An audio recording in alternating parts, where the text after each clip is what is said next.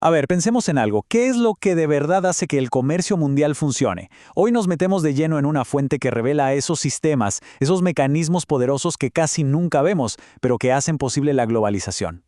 Y todo parte de un verdadero acertijo. Pensemos, no hay un gobierno mundial, tampoco una policía global. Entonces, ¿cómo es posible que empresas de países distintos confíen entre sí para mover miles de millones de dólares todos los días? ¿Qué garantiza que los contratos se cumplan? Bueno, la respuesta más obvia sería pensar que los gobiernos y los tribunales públicos se encargan de todo, ¿no? Pero el material que estamos viendo revela que en el comercio internacional la historia es, bueno, bastante diferente. Claro, existen organizaciones como la OMC, la Organización Mundial del Comercio, pero no actúan como una especie de corte suprema para los contratos del día a día. La fuente es muy clara en esto. En la práctica, la justicia pública tiene un rol sorprendentemente pequeño. Entonces, si no es el sistema público, ¿cuál es la solución? Y aquí es donde la fuente presenta algo fascinante. Un sistema de justicia paralelo. Uno enorme, privado, que opera casi por completo, fuera del radar. Y para entender la dimensión de esto, miremos este número: 80%. La fuente, citando un estudio de Julian Liu, nos dice que 4 de cada 5 disputas comerciales internacionales se resuelven de esta forma. O sea, no es una alternativa, es el sistema principal.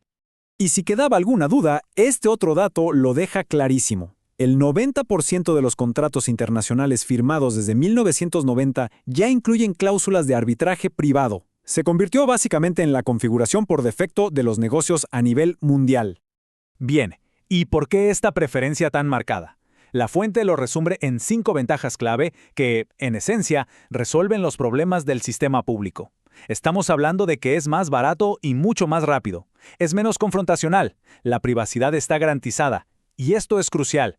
Permite elegir una jurisdicción neutral y además árbitros que son expertos en el tema. Aquí se ven las diferencias cara a cara.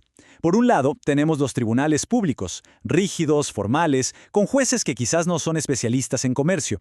Y por el otro, el arbitraje privado, flexible, confidencial, hecho a la medida y sobre todo dirigido por gente que entiende el negocio a la perfección.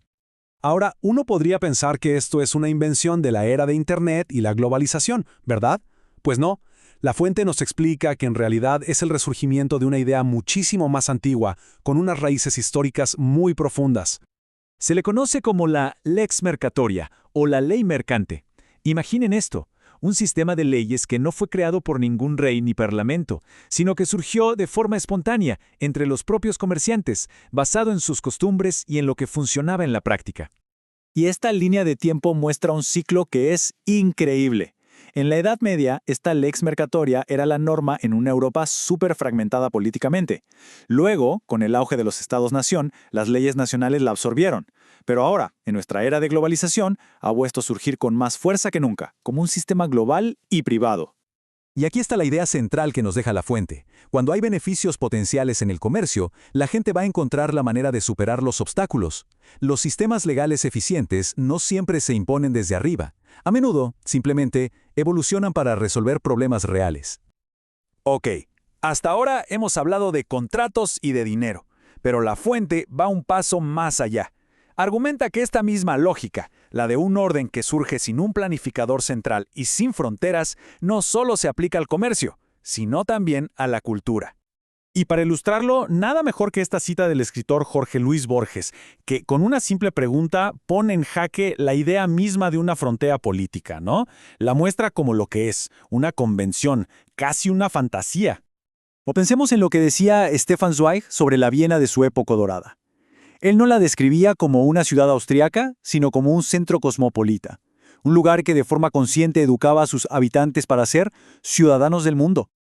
Entonces tenemos esta visión de puertas abiertas cosmopolita. Y la fuente la pone en contraste directo con su total opuesto, ese impulso nacionalista de levantar muros, de ponerle cercas a la cultura. Y para describir esa visión, el texto usa una frase potentísima: cultura alambrada. Captura a la perfección esa idea nacionalista de que la cultura es como un tesoro local, estático, que hay que proteger de cualquier contaminación que venga de afuera. Aquí la fuente, basándose en Juan José Sebrelli, nos presenta un cuadro comparativo de estas dos visiones del mundo, que son como el agua y el aceite. Una, el liberalismo, es universalista, se basa en la razón, mira al futuro.